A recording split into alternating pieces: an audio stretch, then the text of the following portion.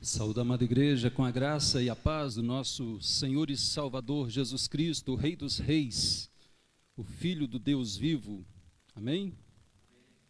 Vamos abrir nossas Bíblias em 1 Pedro, primeira epístola de Pedro, capítulo 2, versículos de 1 ao 10.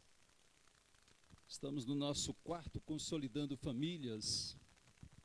1 Pedro, capítulo 2, de 1 ao 10, diz assim: Despojando-vos, portanto, de toda maldade e dolo, de hipocrisias e invejas, de toda sorte de maledicências, desejai ardentemente, como crianças recém-nascidas, o genuíno leite espiritual, para que por ele vos seja dado o crescimento para a salvação, se é que já tendes a experiência de que o Senhor é bondoso, chegando-vos para ele a pedra que vive, rejeitada sim pelos homens, mas para com Deus eleita e preciosa.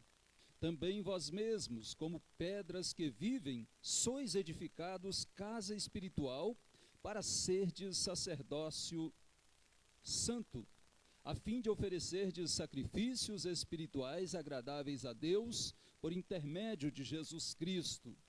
Por isso está na Escritura: eis que ponho em Sião uma pedra angular, eleita e preciosa, e quem nela crer não será, de modo algum, envergonhado. Para vós outros, portanto, os que credes, é a preciosidade, mas para os descrentes, a pedra que os construtores rejeitaram, essa veio a ser a principal pedra angular, e pedra de tropeço e rocha de ofensa. São estes os que tropeçam na palavra, sendo desobedientes para o que também foram postos. Vós, porém, sois raça eleita, sacerdócio real, nação santa, povo de propriedade exclusiva de Deus, a fim de proclamardes as virtudes daquele que vos chamou das trevas para a sua maravilhosa luz. Vós, sim, que antes não erais povo, mas agora sois povo de Deus, que não tinhais alcançado misericórdia, mas agora alcançastes misericórdia. Amém. Queridos, nós estamos no nosso quarto Consolidando Famílias da Aliança, e nós de fato precisamos sempre falar sobre esse tema durante toda a nossa vida. A igreja precisa falar sobre esse tema, né? E em qualquer lugar do Brasil e em qualquer lugar do mundo, nós precisamos voltar para os princípios elementares da palavra de Deus acerca da família. E aqui em São Bernardo do Campo, a cidade tem crescido, e crescido bastante.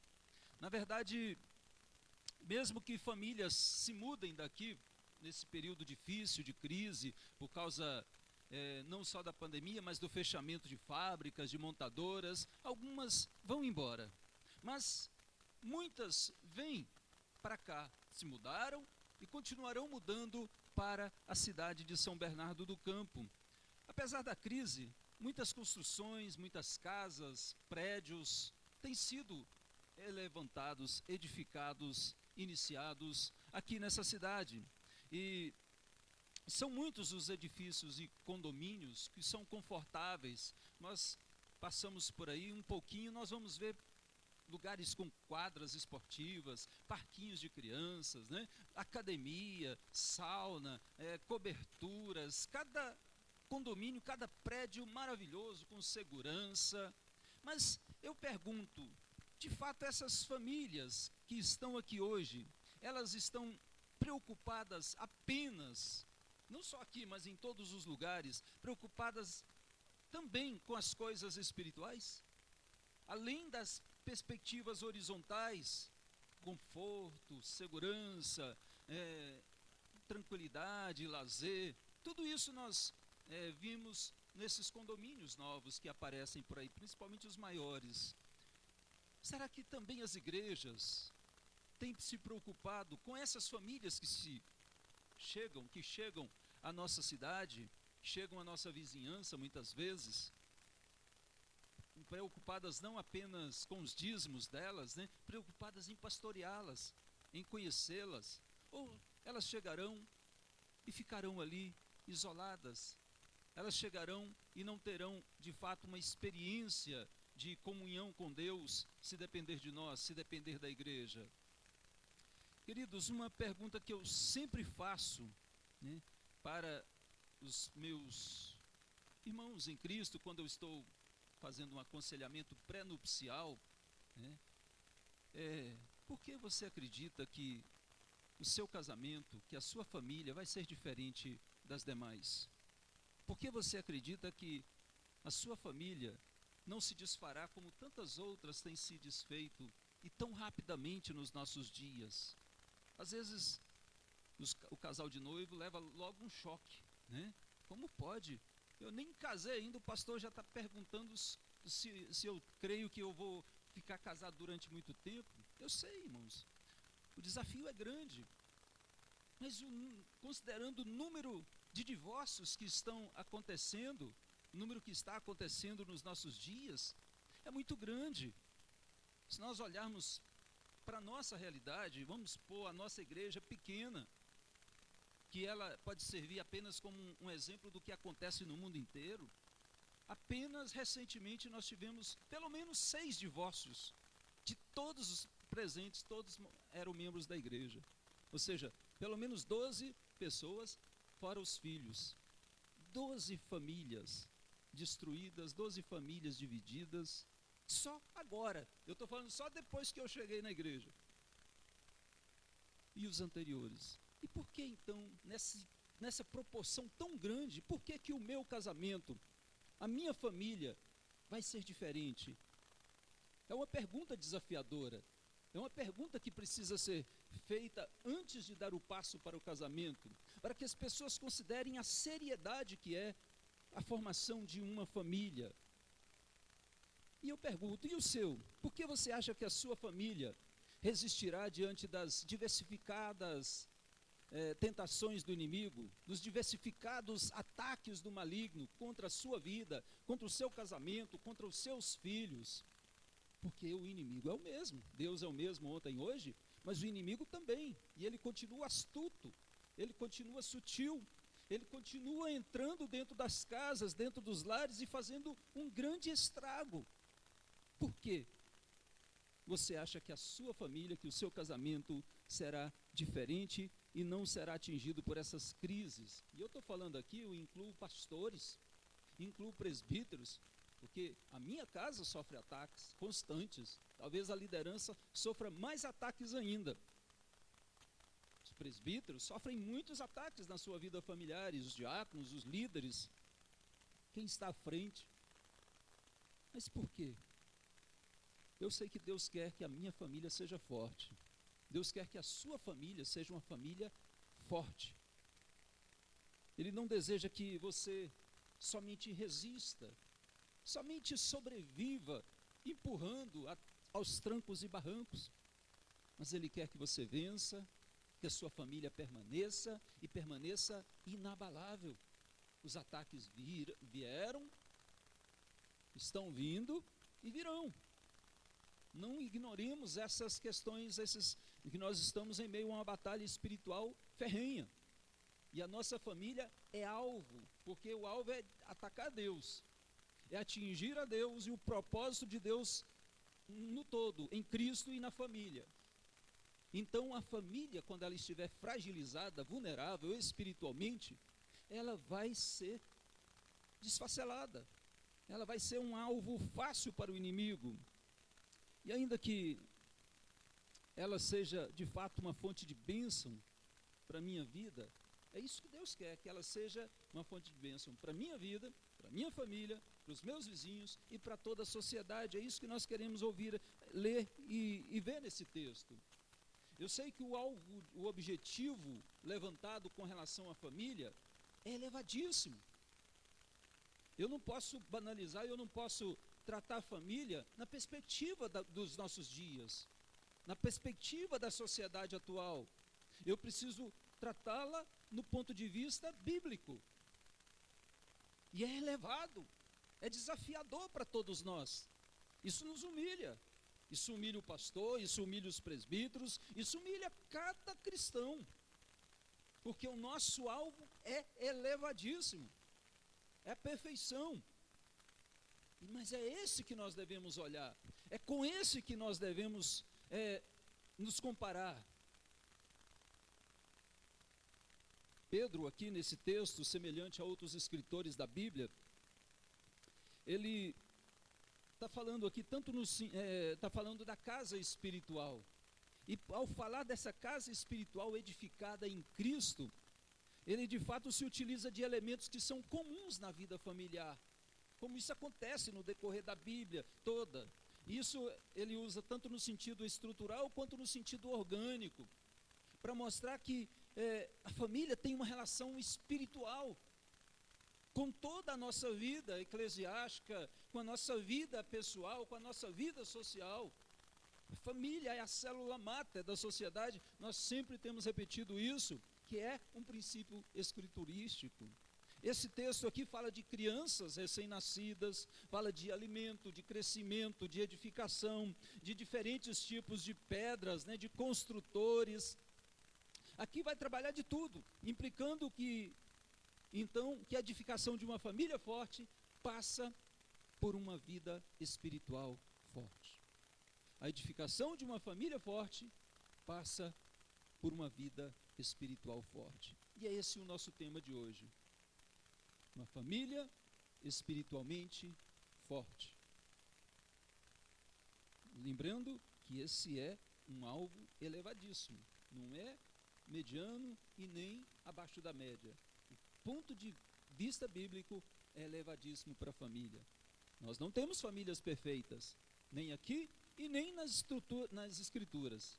Mas o alvo, o propósito, é olhar como Cristo. Ele é perfeito, é Deus, Ele é perfeito.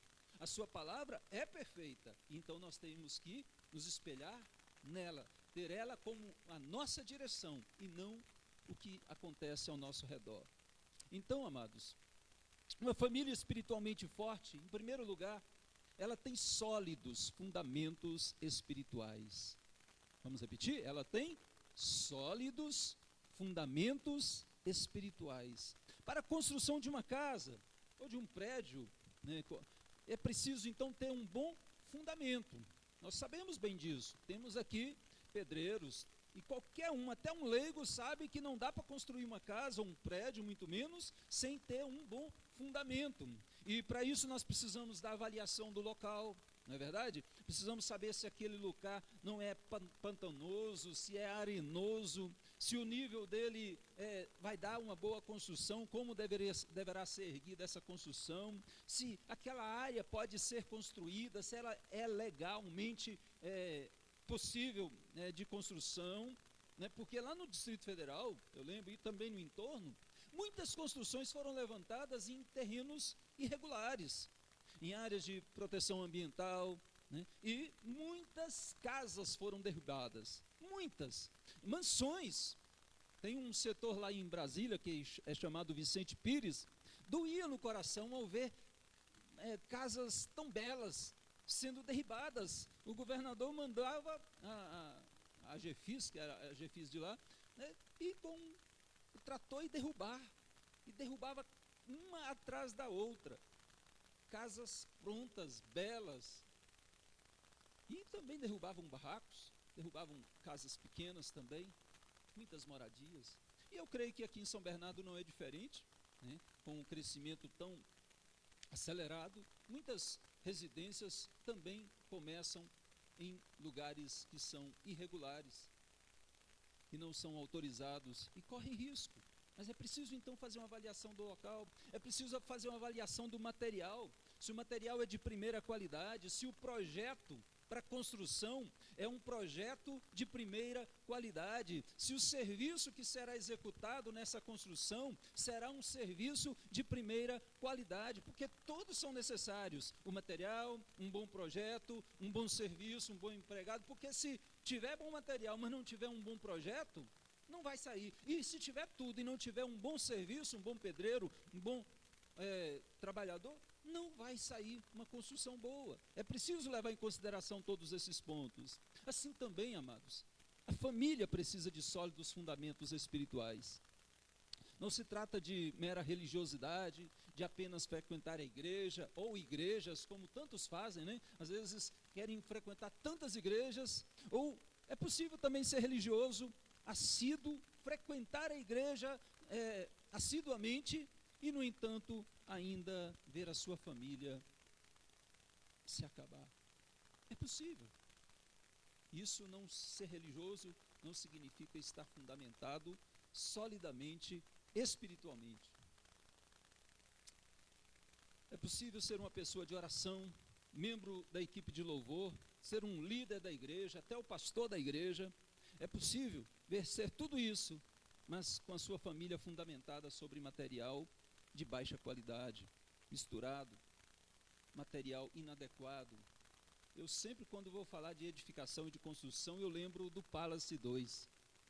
Alguns aqui mais velhos, vão lembrar do Palace 2, que foi desabado, que caiu, matou tantas famílias, deixou tanta gente sem família e às vezes sem a moradia. Isso depois foi constatado que era um problema no material. Era um problema no material e, é claro, no engenheiro também e no trabalhador. As três coisas estavam envolvidas. Muitas vezes não se percebe a diferença do material, do serviço, do projeto, e vai se levando a vida, até que tudo desabe, até que se faça análise daquele material usado e fique constatado, era areia da praia. Como que o engenheiro deixou passar? Como que os empreiteiros, como que os mestres de obras deixaram passar?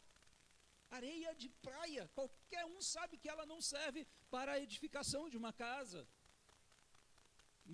muito menos de um prédio. Mas foi isso que aconteceu no Palace 2. E a realidade é que quanto mais alto eu quero edificar, mais fundo eu tenho que cavar. Isso que Jesus diz lá em Lucas capítulo 6. Quanto mais duradoura eu queira que a minha família seja, mais solidamente na vida espiritual ela precisa estar firmada. Eu lembro também, falando de moradias e de condomínios, outro que me marcou muito foi lá em Brasília, na realidade em Samambaia, a cidade que eu pastoreei durante alguns anos. Um condomínio chamado Show de Morar. Era de fato um show de morar. Na época era o principal empreendimento imobiliário dali de Samambaia, que é uma grande cidade satélite de Brasília, do Distrito Federal. E eu lembro que 3 torres enormes, com eu não sei quantos apartamentos, mas eram muitos apartamentos, foram edificadas ali. E foi necessário derribar 3 andares, lá de cima, de cada uma dessas 3 torres. 3 andares em diversos apartamentos, incluindo as belas e caras coberturas. Foram derribadas porque o engenheiro não observou, ou os engenheiros não observaram, o limite de altura aéreo, por causa do aeroporto, por causa dos aviões que passam ali, não podia construir acima de um determinado limite. E aí tiveram que derribar.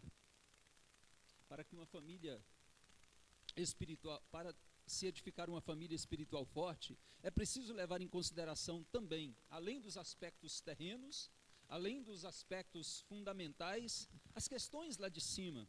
O aspecto vertical, ele é fundamental.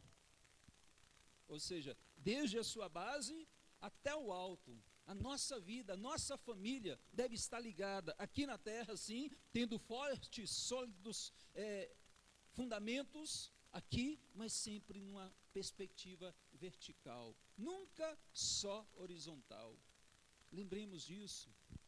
Por quanto tempo você deseja que a sua família seja edificada, fique edificada, permaneça edificada? Certamente é por gerações e gerações. Raramente alguém se casa ou forma uma família pensando que ela vai se desfazer. Raramente. Nós queremos que ela dure, e às vezes e até para a eternidade. Que ela não seja como muitas outras famílias no mundo inteiro que estão se desfazendo dia após dia. E é triste. É triste ver o marido ver a sua família se desfazendo e não poder fazer nada. Ou uma esposa, ou o filho.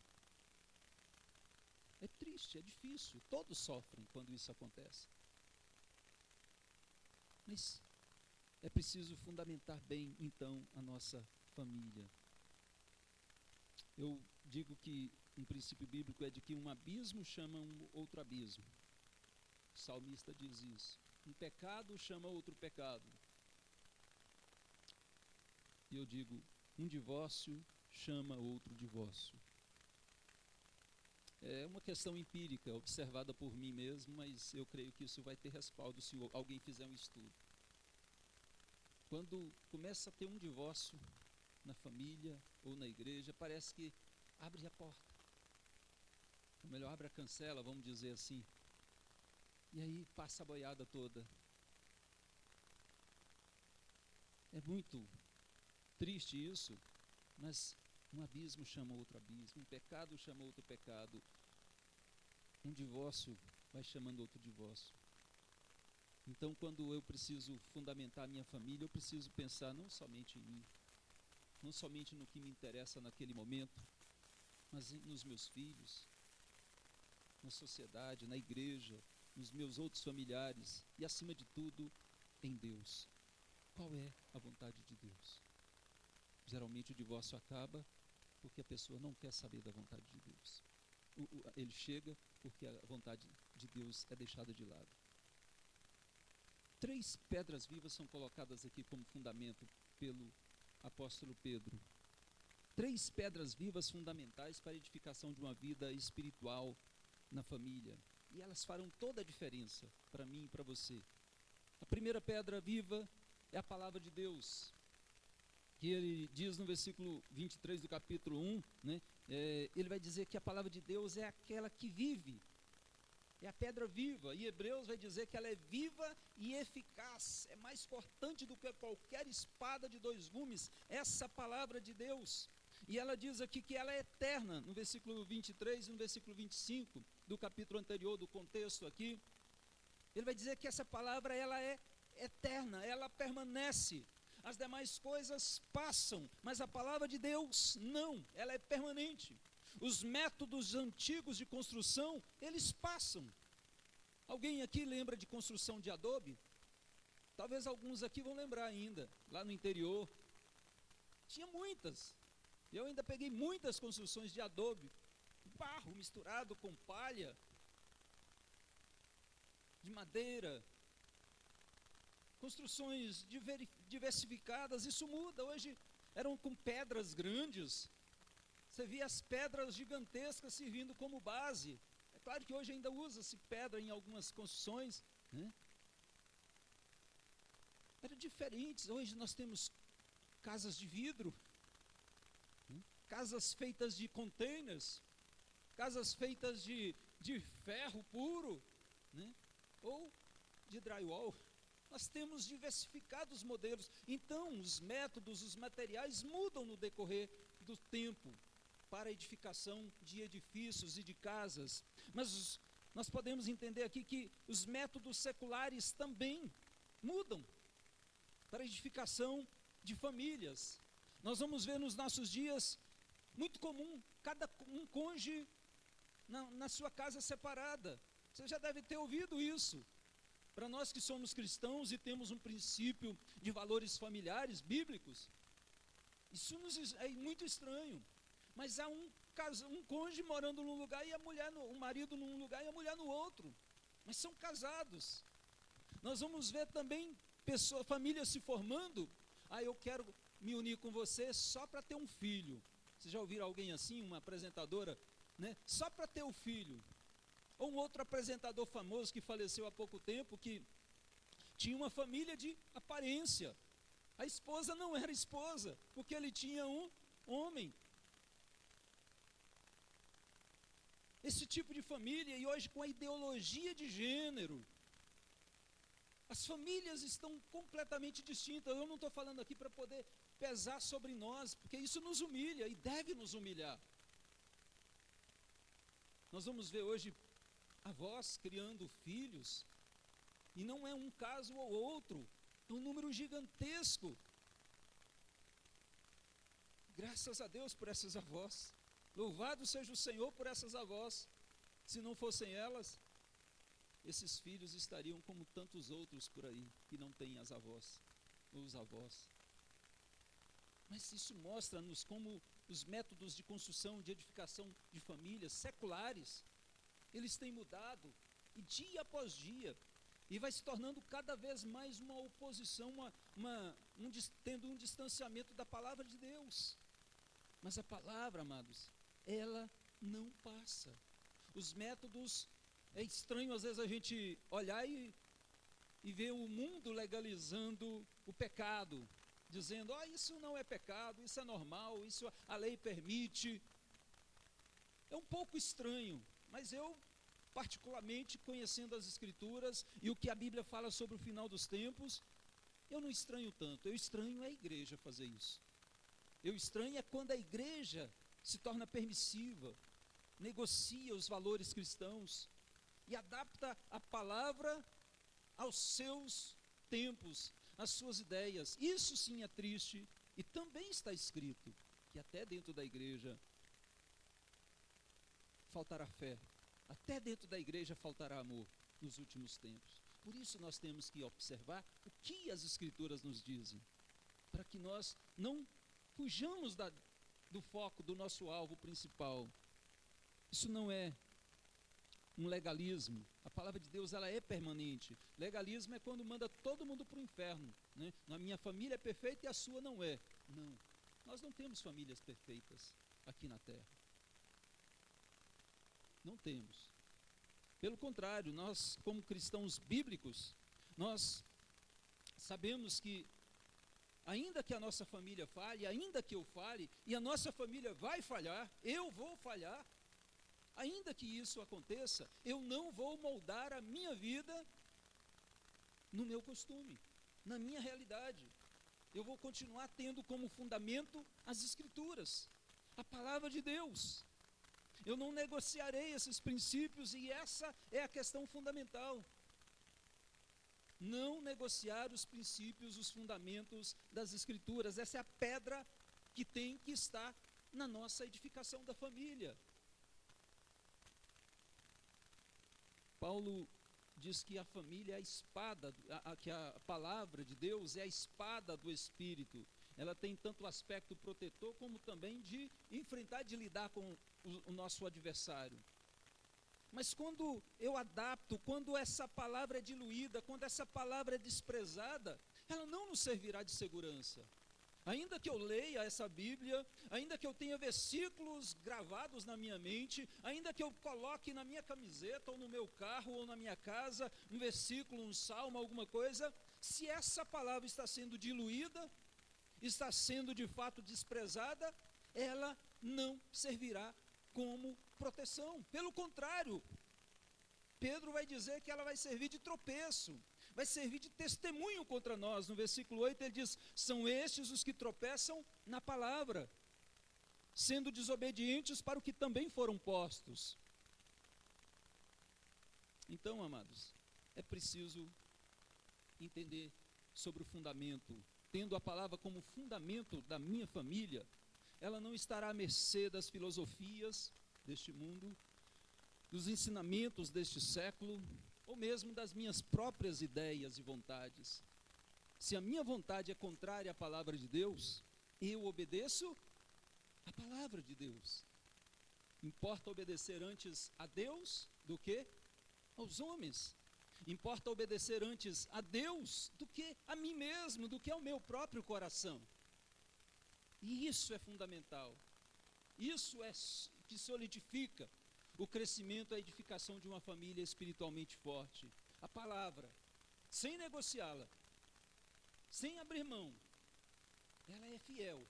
E nós devemos também ser fiéis à palavra de Deus. Então essa é a primeira pedra viva que Pedro coloca como fundamento espiritual da igreja, mas ele coloca a igreja aqui como casa espiritual, mostrando que isso também está relacionado completamente com a nossa vida familiar.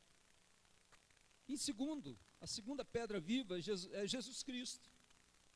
Ele diz, chegando-vos para ele, Cristo, né, a pedra que vive. Ou seja, a pedra rejeitada pelos homens, rejeitadas por este século, rejeitadas pelos que insistem em edificar suas casas sobre fundamentos humanos, ou malignos, ou carnais, mas para com Deus, ele diz, eleita, preciosa. Jesus é a pedra viva, eleita, escolhida, dentro do propósito divino, é preciosa, é valiosa para o próprio Deus, embora rejeitada pelo homem, embora rejeitada pelo mundo, é Cristo. E ele diz no versículo 6 e 7 ainda, que essa pedra para nós crentes, distintamente dos descrentes, ele diz, para vós os que credes, ela é também preciosidade, ela é o nosso maior tesouro, ela é a nossa maior riqueza, ela é o nosso maior amor.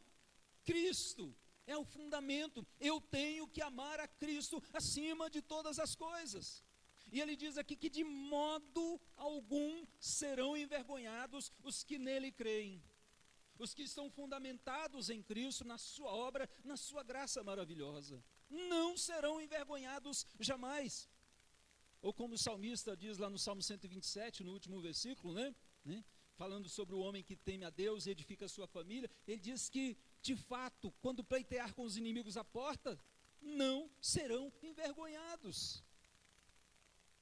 É preciso então fundamentar-se em Cristo, porque foi Ele que tomou sobre si as nossas iniquidades, foi Ele de fato que tomou sobre si o castigo que estava sobre nós, o castigo que nos traz a paz, estava sobre Ele. Então Ele é o fundamento, Ele é a pedra, é nele que nós estamos nos apoiando, Ele é essa pedra da graça de Deus que sustenta a nossa vida, a nossa família, a nossa igreja. Paulo diz que é o que sustenta todo o edifício, incluindo todos os aspectos, na vida social e espiritual. Então é Cristo. Se a minha família estiver fundamentada em Cristo, ela estará solidamente, espiritualmente forte. Mas em Cristo, e como diz a reforma, solos Cristos. Não é em Cristo e mais Maria, não é em Cristo e mais alguns outros, não é em Cristo e neste século, não é em Cristo e em mim, somente em Cristo. Assim é que de fato nós não estaremos diluindo a obra de Cristo, tirando a honra, a glória de Deus em Cristo, repartindo com um outro ou com outra coisa, porque é somente nele que a nossa fé, a nossa família deve estar bem fundamentada. A pedra que os construtores rejeitaram, essa veio a ser a principal pedra. Em Atos capítulo 11, o próprio Pedro vai dizer, este Jesus é a pedra rejeitada por vós, os construtores, a qual se tornou a pedra angular, a pedra principal, ou seja, ela não pode faltar na nossa vida espiritual, na vida da nossa família. É Cristo, a pedra angular, a pedra principal. Paulo também diz isso lá em Efésios capítulo 2, versículo 20 e 21, ele diz, edificados sobre o fundamento dos apóstolos e profetas, ou seja, sobre a doutrina apostólica, sobre as escrituras sagradas, e ele diz aqui, sendo ele mesmo, Cristo Jesus, a pedra angular, no qual todo o edifício bem ajustado, aí ele vai continuar, ou seja, é Cristo, essa pedra principal, essa pedra angular que foi posta. Paulo também diz em 1 Coríntios capítulo 3, versículo 11, que ninguém pode lançar outro fundamento além do que foi posto. Cristo é o fundamento. Se alguém colocar outro fundamento, estará negando a Cristo, estará negando o Evangelho, estará indo frontalmente contra Deus, contra o propósito divino, que é Cristo. Nele, por ele e para ele são todas as coisas. Se a família for edificada sobre a rocha, que é Cristo, sobre o seu exemplo de amor, perdão e graça, sobre as suas palavras, então essa família será forte e resistirá às tempestades da vida. Ela não cairá. A tempestade vai soprar forte, o vento vai bater, as lutas virão, mas edificada sobre a palavra. edificada sobre Cristo, solos Cristos, a família vai estar fundamentada, espiritualmente forte, em meio a este mundo, em meio a este século. Mas tem uma outra pedra, que também é fundamental para a nossa vida familiar. E Pedro vai dizer aí no versículo 5, ele diz: vós mesmos, como pedras que vivem, sois edificados casa espiritual. É interessante Pedro colocar essa nossa responsabilidade também pessoal, que às vezes a gente sempre, nós como presbiterianos reformados, que cremos muito na soberania de Deus, totalmente na soberania de Deus, né, muitos tendem a colocar responsabilidade total em Deus. É Deus, foi Deus que quis, é a vontade de Deus, é porque não era para ser. E tiramos a nossa responsabilidade na edificação da nossa vida familiar, quando na Bíblia nós não vamos encontrar isso. Eu sei que Deus é soberano, que Ele está no controle e que Ele guia todas as coisas, mas isso não nos isenta da nossa responsabilidade quando a nossa família sofre com os ataques do inimigo, ou porque nós não a edificamos, ou porque nós fomos irresponsáveis. O texto diz: você mesmo, você é uma pedra viva necessária para a edificação da sua família e também da igreja. Você não é a pedra principal é Jesus, é a angular. Você não é a pedra permanente, a pedra eterna, aquela que não passará. Essa é a palavra de Deus, ela é firmeza para a minha vida e para você. Mas você é pedra viva, sim. É pedra viva importante na edificação da sua vida, da sua família, da igreja, da sociedade.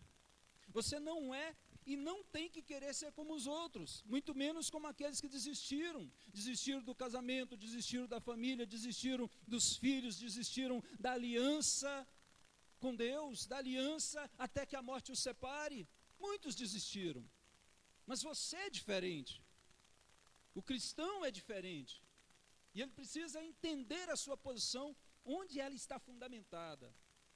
Não copiar o que os outros fazem. Mas os outros fizeram isso, eu vou fazer também. Todo é comum, é normal, é natural. Para o descrente é natural, irmãos. Para aquele que segue o curso deste século é natural. Mas para nós que somos de Cristo, não é natural fazer o que todos fazem. Nós temos responsabilidades. E eu quero dizer que aqui não se trata de sinergia. Sinergismo é quando a pessoa quer ajudar a Deus e precisa ajudar a Deus. Não, Deus é soberano, né? Aqui não se trata de ajudar a Deus nesse processo, mas de ser instrumento de Deus. Na soberania de Deus, Ele levanta pessoas que são responsáveis, como cabeça do lar, da família, como líderes na igreja, como líderes na sociedade. Ele levanta, não é que eles vão ajudar a Deus a fazer, é que eles são instrumentos de Deus. É coisa totalmente diferente, e nós precisamos entender essa nossa realidade. Nós sabemos, como Pedro diz aqui no versículo 5, nós somos edificados é por Deus, nós somos eleitos é por Deus. E se o Senhor não edificar a casa, em vão trabalham os que edificam. Mas nós temos que trabalhar também para edificar. É Deus quem tem que estar presente, é Ele que de fato é soberano em todos os aspectos. Mas eu tenho minha responsabilidade. Eu e você somos pedras vivas na edificação da nossa vida familiar. E você não pode se esquivar da sua responsabilidade pessoal, não pode transferi-la para outros, seja para o pai, para a mãe, para o avô, para a avó, para o pastor, para a igreja, para o Estado. Não podemos transferir a nossa responsabilidade em relação à nossa vida familiar. E muitos têm transferido. Muitos têm deixado de lado essa responsabilidade pessoal. Seja na condição de cônjuge, ou de pai, ou de mãe, ou de filho, ou de irmão, você é você. E tem responsabilidade espiritual com a sua família. Eu tenho responsabilidade espiritual com a minha família. Lembremos disso. Eu quero dizer em segundo lugar, eu sei que o tempo nosso é curto, eu fiquei apenas na primeira parte da mensagem, mas uma família espiritualmente forte, em segundo lugar, ela, além de ter um sólido fundamento espiritual, ela tem contínuo crescimento espiritual. Uma construção civil se constrói dentro dos seus limites projetados, né? Sabe o tamanho que vai ser, tem um projeto, tanto para um prédio quanto para uma casa, né? Mas uma família viva, ela pode e deve crescer e se fortalecer continuamente. O texto que nós lemos de Efésios 2:20, Paulo diz isso: edificado sobre o fundamento dos apóstolos e profetas, sendo ele mesmo, Cristo Jesus, a pedra angular, na qual todo edifício bem ajustado cresce. Ou seja, esse edifício espiritual, ele não é, embora comparado com os edifícios normais, ele não é estagnado. O edifício normal, ele fica ali, dentro do seu projeto, tem limites. Mas a família, o nosso edifício espiritual, ele tem que crescer continuamente, bem ajustado, ele cresce, diz aqui, para santuário dedicado ao Senhor. Quantas famílias e igrejas que começaram bem edificadas, fundamentadas, mas que aos poucos foram se afastando dos seus fundamentos espirituais, foram se esfriando na fé, foram se prendendo apenas às questões horizontais, apegadas à questão material, à questão do trabalho, à questão do lazer, a questões de coisas horizontais que também são importantes, mas se apegaram apenas a elas e se esqueceram de crescer espiritualmente. Se acomodaram na vida espiritual. Como ela pode então ter crescimento, segundo o apóstolo Pedro nesse texto? No versículo 1 do capítulo 2, ele diz: em primeiro lugar, ela pode ter crescimento contínuo, zelando pela pureza geral, despojando-vos, Pedro diz aí, despojando-vos, ou seja, tirando, arrancando da sua vida, do seu interior, do seu coração, da sua alma, arrancando da sua língua. Ele diz, despojando-vos de toda maldade e dolo, de toda hipocrisia, de toda inveja, de toda sorte de maledicências. Tudo isso, eu vou zelar pela minha vida espiritual, arrancando isso da minha vida, da minha família. E no caso aqui também da igreja, tem um aspecto pessoal, mas também há um aspecto coletivo aqui, o texto está no plural, né? Ou seja, envolve a minha vida, envolve a minha família, envolve a igreja como um todo. É preciso tirar tudo isso. Zelando pela pureza geral, zelando pela alimentação, no versículo 2 ele vai dizer, despojando tudo isso, né? Ele, desejai ardentemente, ou seja, tenha sede, tenha fome, deseje, queira, busque, se esforce para colocar a palavra de Deus no seu coração e na prática, não apenas deixa ela fazer a obra na sua vida, a palavra de Deus. Eu preciso desejar o genuíno leite espiritual, ou seja, o verdadeiro, o puro, né? Aqui o incorruptível leite espiritual, a palavra de Deus, e é assim que eu vou colocando ela em prática na minha vida. Não é apenas como um assentimento intelectual, não é apenas ler a Bíblia, é colocá-la em prática. Ela diz, não divorcie. Aí você vai lá e divorcia. Deus sabe de todas as coisas. É não colocar em prática a palavra de Deus. É colocar o que o meu coração quer, o que a minha carne quer. Desejai. A ideia de desejai aqui é, de fato, queira. Tenha uma fome, e aqui ele coloca ardentemente, né? A palavra de Deus. Queira isso, meu amado, para a sua vida, para a sua família. Isso vai fazer toda a diferença no seu lar. Toda a diferença em meio aos ataques que nós sofremos no nosso dia a dia. Desejai ardentemente o genuíno leite espiritual. Eu sei que a quem não gosta de alguns alimentos, né, eu gosto de quase tudo. Até chuchu que eu não gosto, eu como de vez em quando para agradar a minha esposa, né? Eu não gosto de chuchu porque dizem que não tem nada, né? Só água e bagaço. Eu falo, então não vou comer não. Mas jiló, falo, tem proteína, tem vitaminas ali, tem alguma coisa. Eu como, eu gosto, um pouquinho amargo, mas eu gosto, eu como. Se é benefício para a minha vida. Há diversos alimentos que de fato eles não caem bem no nosso paladar e que nós não gostamos, e eles podem ser substituídos por outro, não é verdade? Mas a palavra de Deus não. A palavra de Deus nem sempre será desejada, nem sempre ela será apetitosa, às vezes ela vai ser amarga. João experimentou isso, ele disse que quando comeu a palavra de Deus, ele na boca ela era doce, mas no estômago ela era amarga. A palavra de Deus, às vezes ela vai ser amarga para nós que somos pecadores, para nós que temos nossas paixões, nossos desejos, e por isso que nós precisamos mortificar, não a palavra, mas mortificar as nossas paixões, mortificar os nossos desejos pessoais. E Pedro está justamente dizendo aqui que a palavra, embora ela não seja desejável, apetitosa para todos nós, sempre, às vezes ela é dolorosa, às vezes ela afronta, às vezes ela mexe conosco, às vezes ela vai justamente de oposição àquilo que nós queremos. Mesmo ela sendo assim, ela não pode ser diluída, ela não pode ser substituída, ela não pode ser adulterada, ela não pode ser adaptada a mim. Eu preciso ser fiel a ela. Nós devemos aprender a nos alimentar da palavra. Eu aprendi a me alimentar de jiló quando eu estava com muita fome, né? Acho que eu já contei aqui, quiabo também. Eu lembro que eu cheguei uma vez, quando era jovem, né? Bem jovem, cheguei do clube, uma fome, piscina da fome, né? Água da fome, e não tinha nada, só jiló e quiabo, né? A funcionária lá de casa, era muito amiga nossa durante anos, ela gostava muito de quiabo e de jiló, então foi o que ela fez e sobrou ali na geladeira. Eu aprendi a comer jiló e quiabo porque eu tinha fome. Aquele dia não tinha nada ali, eu fui e comi. E aprendi, falei, oh, coisa boa jiló, oh, coisa boa que é quiabo. E agora eu não largo mais. Sempre que tem, eu quero. Nós temos que aprender a comer verduras, né? Nós temos que aprender a comer a palavra, a desejar a palavra, mesmo ela não sendo apetitosa, não sendo, às vezes a gente vai querer Facebook, vai querer WhatsApp, vai querer novela, vai querer filme, vai querer Netflix, mas é a palavra que nos alimenta, é ela que é sólido fundamento para a nossa vida, e eu preciso desejá-la ardentemente, como diz o apóstolo Pedro.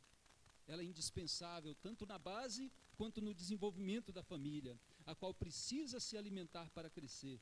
Não se trata aqui somente de uma alimentação básica oferecida aos recém-nascidos ou aos recém-convertidos. Quando Pedro chama de genuíno leite espiritual, ele não está falando apenas dessa mamadeirinha espiritual, não.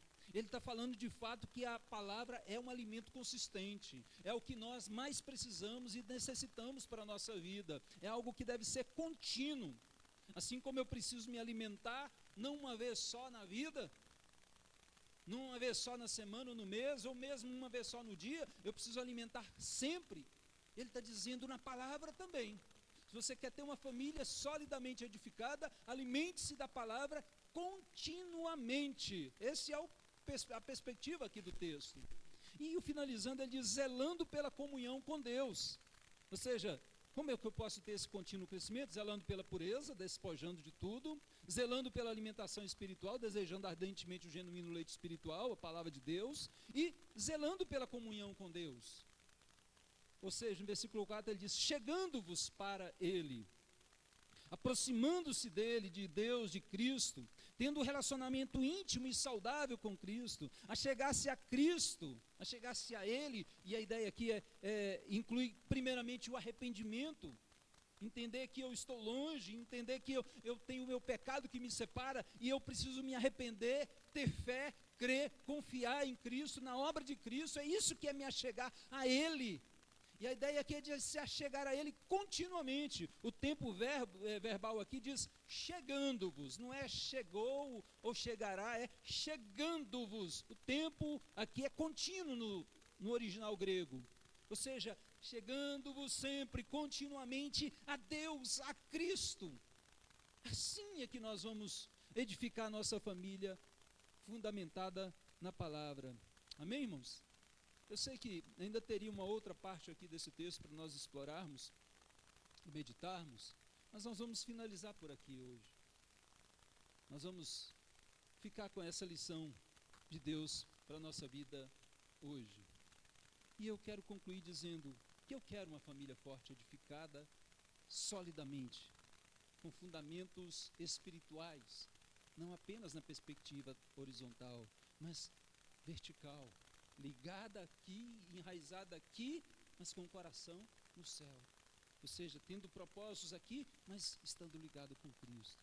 Eu quero que a minha família seja viva, edificada sobre pedras vivas, sobre Cristo, pedra angular principal, sobre a palavra de Deus, o fundamento sólido, do qual nós não podemos nos esquivar e diluir jamais, e sobre nós mesmos, como pedras vivas que somos, temos responsabilidades.